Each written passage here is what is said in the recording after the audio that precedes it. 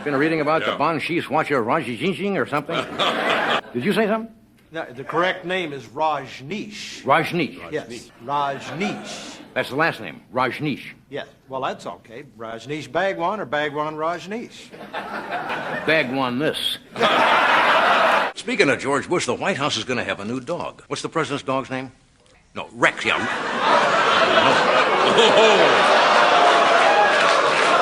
Now I know what I'm up against. We got a cruel audience here. Johnny Carson's monologues mostly went smoothly. He has not said goodbye to me yet. He said to say goodbye to you, sir. Well, I'm going to say goodbye to you.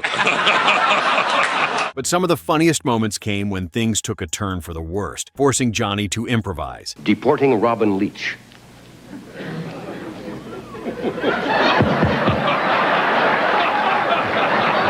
Hello, 1, 2. These are the most funny Johnny Carson monologues ever. Rough start, turned to comedy gold.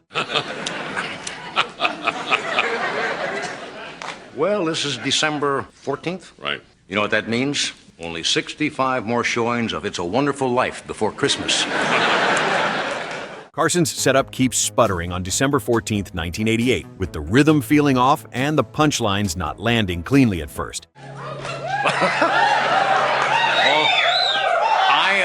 You just want to get this over with so you can get back to the mall, don't you? Oh, you're in a nice mood tonight. Have you been out? No, you don't do your shopping yet. Have you been in one of the shopping malls at all? Out here? Grim. He openly loses his place and spirals into self-aware confusion, which turns the flop itself into the joke. Johnny later told his writers, "Sometimes the best comedy is when I just admit I'm dying up here." Doc Severinsen. Fact checks Carson.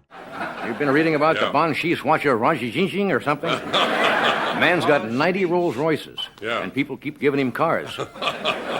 Nice cult. Johnny says a line that invites a quick correction, and Doc jumps in like a mischievous fact checker from the bandstand. You've been reading about the Bon Shis Watcher Rajijinjing or something?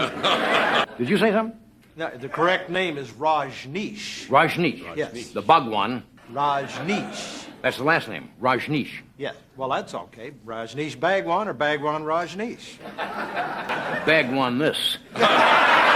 A laugh comes from Carson's mock annoyance and the effortless chemistry of them bickering like old friends on live TV. Carson joked to Ed McMahon, "Doc's been waiting 30 years to catch me in a mistake." The Biden plagiarism jab. One of the Democratic candidates is Senator Joseph Biden. Have you seen the problem he's been having? He went around and made a speech. And apparently, he quoted I think it was a British politician, took his speech and kind of paraphrased it as his own. And then the press got on him, and then he was charged also with taking part of Bobby Kennedy's speeches. And Biden says, not to worry, he reassured his staff. He said, "We have nothing to fear, but fear itself." Carson riffs on the then newsworthy Biden plagiarism controversy and frames it as a clean late-night punchline rather than a serious takedown. The desperate staff rescue. Radar surveillance planes, very sophisticated technical equipment. What is it? Distance early warning. Well, that doesn't make up AWAC, does it? Mid-joke, he clearly gets tangled in the wording and starts leaning on off-camera help to rescue the setup. Air warning and Radar. and radar Surveillance. No, that spells mother. Anyway, they're very... Thank you, staff. Carson later said, "Sometimes asking for help is funnier than getting the joke right." Fly interrupts Carson's monologue. A little Valentine's Day poem. There's a fly buzzing around. This monologue is starting to spoil. Carson's Valentine's Day delivery gets derailed when a fly becomes an unplanned co-star, forcing him to react in real time.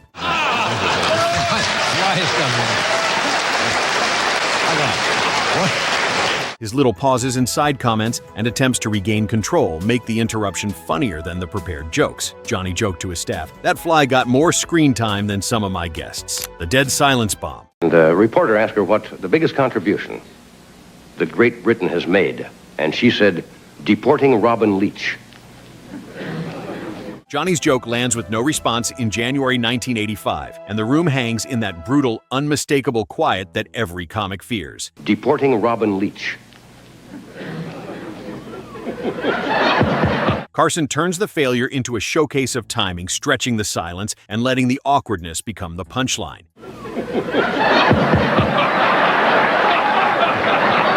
Hello, 1, 2.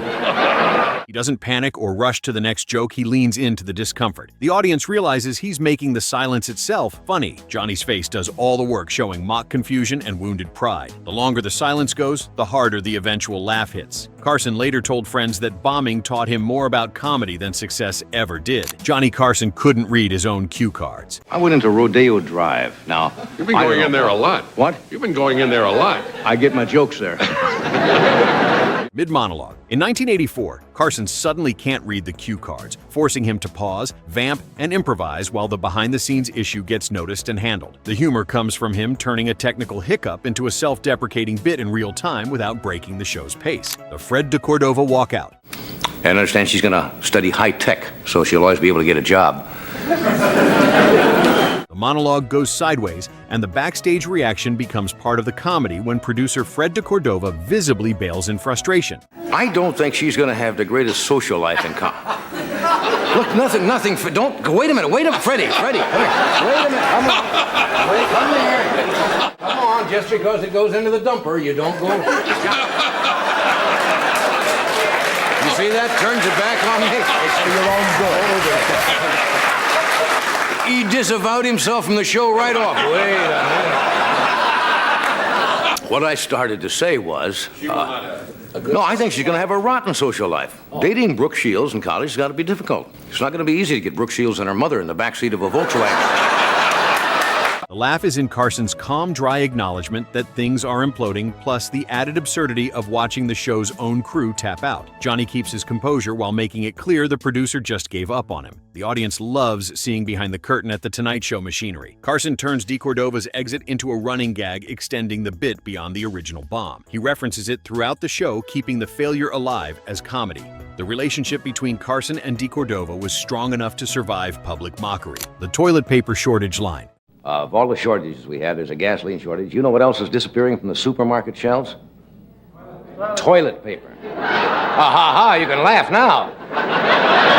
Carson riffs on an acute shortage of toilet paper on December 19, 1973, exaggerating it like any other news gag, but the punchline plays off real public anxiety. Of toilet paper in the good old United States. We gotta quit writing on it. What makes it iconic is how matter-of-fact he sounds while describing something so ridiculous, especially knowing the joke helped spark a real buying panic afterward. Johnny's deadpan delivery makes the absurd premise sound almost reasonable. He frames the shortage as a national crisis worthy of serious discussion. The audience laughs because toilet paper isn't supposed to be headline news. But I want to tell you, it is serious. I just saw a commercial where, I know it's coming, where Mrs. Olson comes in with a shopping bag, and the housewife says, forget the coffee, just give me the shopping bag. I want to tell you. But Carson's joke actually triggered panic buying across the country the next day. And the housewife says, forget the coffee, just give me the shopping bag. I want to tell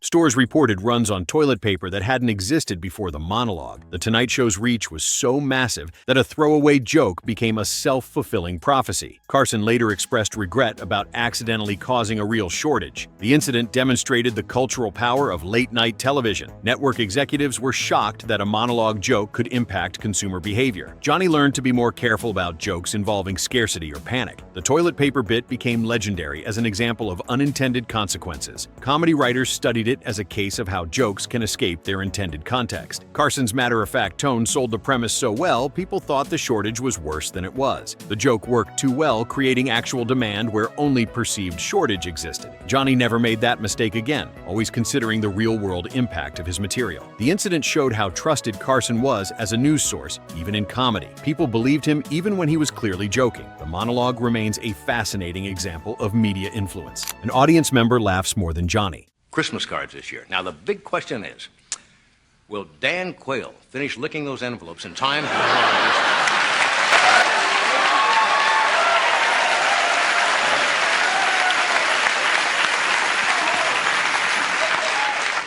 Thank you for your support. Carson gets interrupted by someone in the crowd on December 14, 1988, and the audience latches onto the spontaneous moment harder than the written material. The humor is watching Carson pivot from host in control to playful competitor, letting the audience members' momentum drive the bit. Johnny doesn't fight it. He leans into the chaos and makes the interruption part of the show. Speaking of George Bush, the White House is going to have a new dog. What's the president's dog's name? No, Rex, yeah.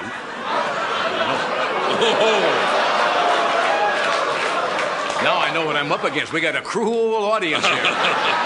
The audience member's timing is accidentally perfect, landing better than Johnny's prepared jokes. Carson's ego is secure enough to let someone else get the laughs. He amplifies the moment instead of shutting it down, showing his improvisational genius. The exchange becomes a conversation rather than a monologue. Johnny plays off the audience member like they're a trained performer. The spontaneity creates energy the written material couldn't match. Carson later told his writers that some of the best comedy can't be scripted. The audience members probably had no idea they were about to become part of Tonight Show history. Johnny's willingness to share the spotlight demonstrated his confidence. Other hosts might have shut down the interruption, but Carson made it a feature. The moment showed why he was the king of late night. His ability to adapt was unmatched. The audience appreciated seeing real, unscripted interaction. Johnny proved he was as good off-script as on it. The segment became a masterclass in how to handle unexpected moments. Carson's comfort with chaos separated him from lesser hosts. He treated the audience member with respect rather than annoyance. The bit worked because both parties committed to the absurdity. Johnny Carson, the Father's Day fumbler. Well, Father's Day is this Sunday? Yeah. When did Father's Day start? I think it was started by Hallmark, I think. Johnny stumbles through his Father's Day jokes in 1979, fumbling the phrasing and tripping over the setup, which turns a standard holiday monologue into a blooper reel. The laughs come from his relaxed human reaction. He doesn't hide the mistake, he amplifies it, and that's what sells it. Every Saturday night, he'd go down to the general store, sit around the Cracker Barrel. Who would do this? What? Who is this you're speaking of? It's my father. Oh, your father. Back in Nebraska, who had a big influence on my career.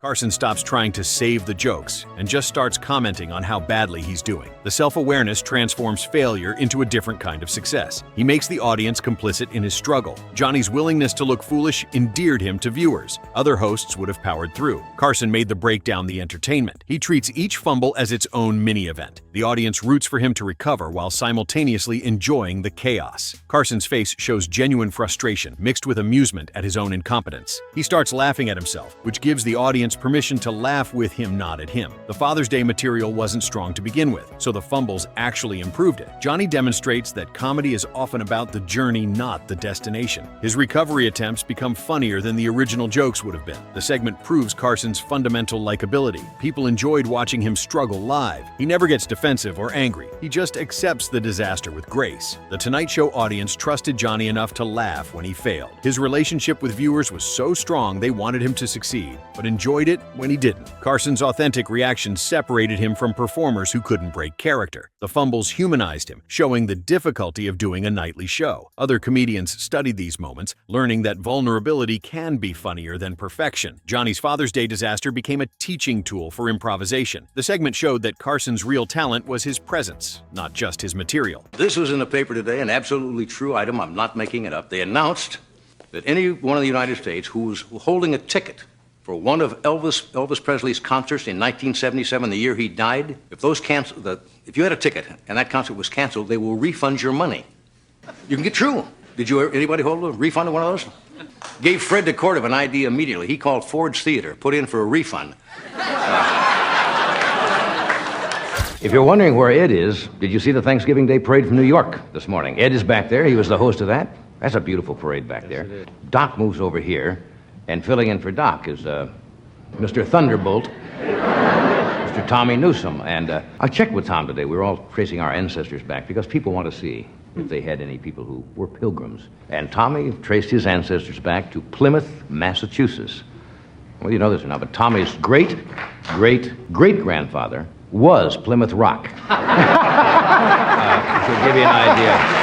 I guess this is our first chance, first show we've done live show. Right. In 89? Yes. How many made New Year's resolutions? Let me be honest. How many have broken one already? How many of you are planning to break the rest during the monologue? That's what I thought. Make any resolutions? One. What? Can you tell me? Again, losing more weight. I always like to lose weight. What did you do? I made a resolution not to eat so many fatty foods. Right. And I'm going to pay the extra $3 for the blow dry at Supercuts.